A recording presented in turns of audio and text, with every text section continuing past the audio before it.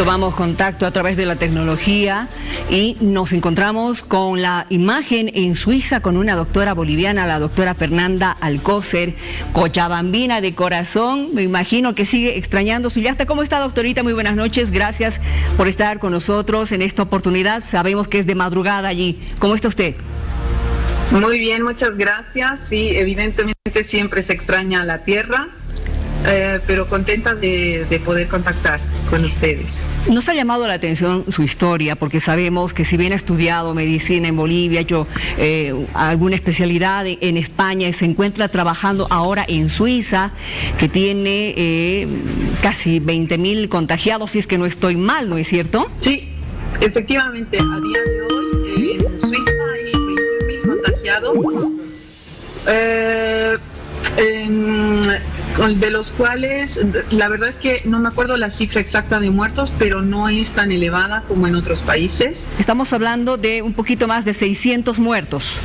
Exacto, pero no es tan elevada, repito, como en otros países de vecinos, Italia, España, en los cuales se ha visto que hay una gran tasa de mortalidad, una tasa elevada de mortalidad ahora mismo. Exactamente, pero también llama la atención la cantidad de recuperados que tienen ya en Suiza, 5.600 y un poco más de recuperados. Esto dice que algo bueno de lo que están haciendo allá con el tratamiento que están siguiendo. ¿Qué están haciendo con sus enfermos, doctora? Básicamente lo que todos recomiendan a todo el mundo. Hacemos la cuarentena y lo que intentamos hacer es evitar el contagio. Porque realmente lo que se ha visto es que al evitar, o sea, al hacer el distanciamiento social, la cuarentena, quedarte en tu casa, evitas que todo el mundo enferme al mismo tiempo y así el sistema sanitario no claudica. Claro. Porque evidentemente cualquier hospital, por más grande que sea, si recibe una ola de pacientes demasiado grande, no va a dar abasto, no va a poder atender a todo el mundo. Pero si tú lo que haces es confinar a la gente, dejarlos en su casa, van a ir enfermando progresivamente y los vamos a poder ir atendiendo. Ahora, además, lo que han hecho aquí es poner una línea de teléfono a la cual se llama, el primer contacto, el primer triaje lo hace un médico. Ya. Y él, según los síntomas que el paciente va contando, evidentemente tomando en cuenta su edad, las comorbilidades, enfermedades que tenga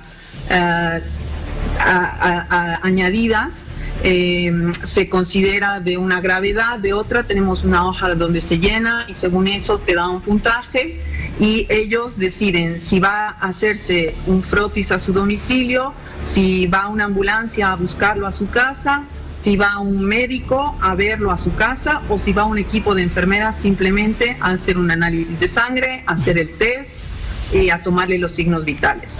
Usted está en esa primera línea de médicos, ¿no es cierto? Médicos que van a visitar a los pacientes a las casas. A ver, cuénteme cómo es esa experiencia, porque evidentemente, y le voy a contar después lo que está pasando en nuestro medio. Cuénteme usted, por favor.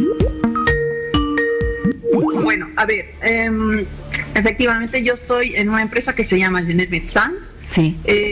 Son todos médicos, normalmente médicos internistas. Yo ahora mismo me estoy formando para hacer otra especialidad, medicina interna general, y estoy este año de rotación en Genet Médecins.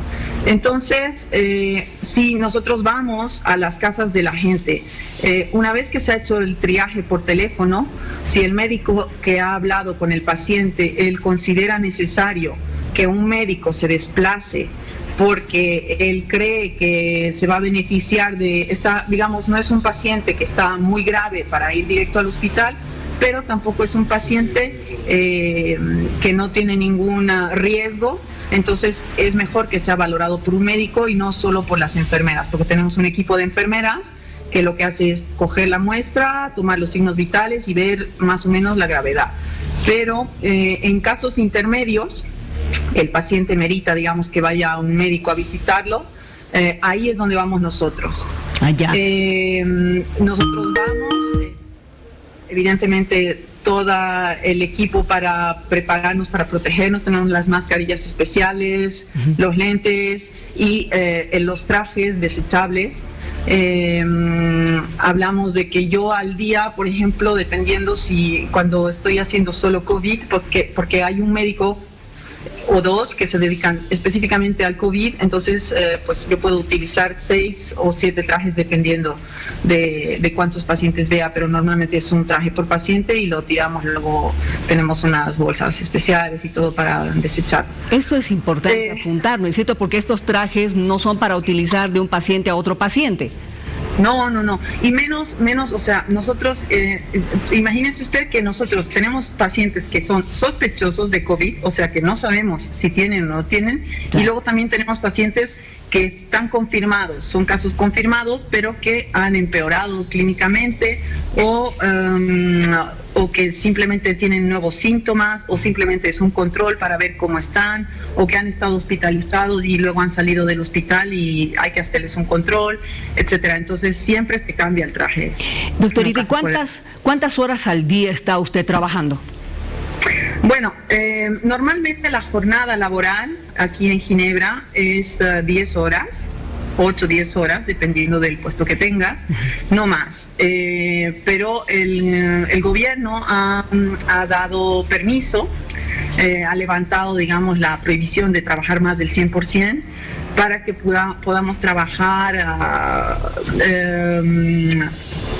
al porcentaje que nosotros consideremos necesario. Es decir, yo algunos días hago 14 horas, otros días 16, depende. Normalmente en promedio 14, no como antes en otros países se trabaja 24 horas, pero aquí no, aquí lo habitual es trabajar 10 horas. Un médico tiene que estar lúcido, ¿no es cierto? Hacer 24 horas es realmente muy cansador, pero también es duro. Hablemos también de la mamá, porque me imagino que usted ha debido tener alguna sensación extraña cuando se ha enterado de que apareció el COVID en Suiza, en Ginebra, donde usted está, y que tenía que ir a atender este tipo de pacientes. ¿Cuál fue su pensamiento? Bueno, la verdad es que siempre piensas en tu familia, lo primero, tus hijos. Encima, mi madre vino de visita de Bolivia, de Cochabamba, justo ahora. Vino a visitarnos y no puedo verla. Está en casa de mi hermana. Mi hermana también vive aquí en Ginebra. Mi madre está en casa de mi madre, aislada, junto con las bebés. Yo soy la prohibida, digamos, de visitas.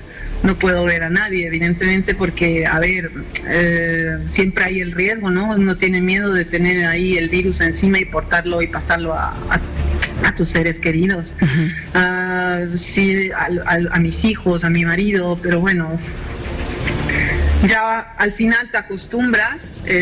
Lo que haces es la higiene, hacerla 100%, o sea, estar concentrado en el momento que entras a ver al paciente, de tener todo lo que necesitas para no tener que volver a salir, utilizar el tiempo exacto, no pasar más de 20 minutos de consulta. Todas las medidas que son recomendadas para disminuir la posibilidad de contagio, pues al final las terminas haciendo para no contagiarte. Claro. Hay que cuidarse. Exactamente. Allá en Suiza están analizando, me imagino, el tema de la cuarentena. Y antes de entrar en este tema, ¿qué tipo de cuarentena tienen ustedes? ¿Es una cuarentena medias, total? ¿O la gente todavía está yendo al banco, está yendo a comprar casi todos los días al mercado? ¿Cómo es?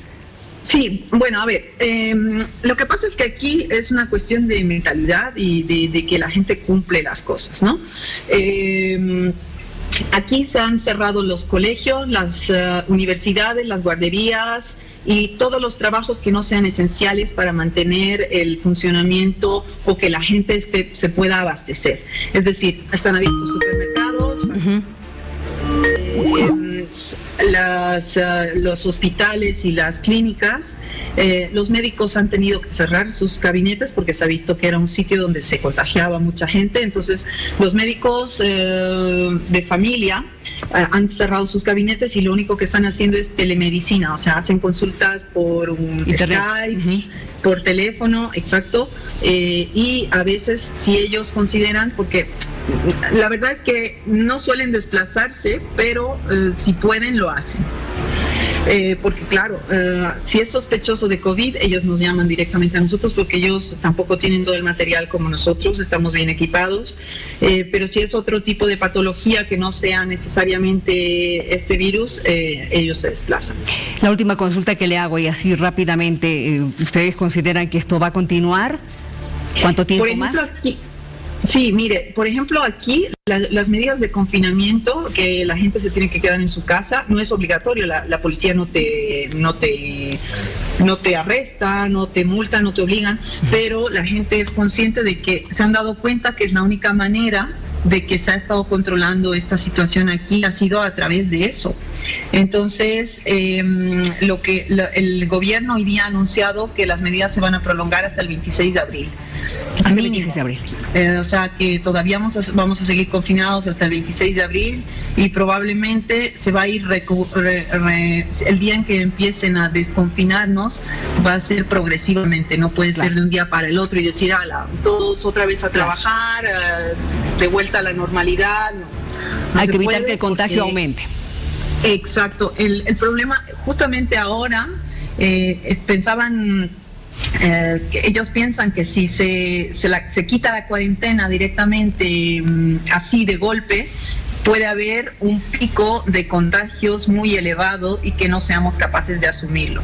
Exacto. Entonces, lo que se quiere evitar es eso, que los hospitales estén desbordados. Ahora está todo tan bien organizado que hay sitio para todos, la gente que se tiene que hospitalizar se hospitaliza. Se ha puesto el doble de médicos, de enfermeras, se ha reforzado bien en el hospital, nos tienen a nosotros ahí como apoyo externo.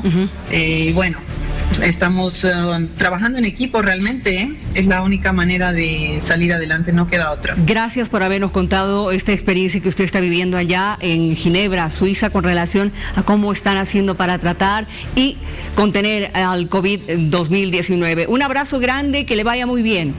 Muchas gracias, igualmente. Que le vaya muy bien.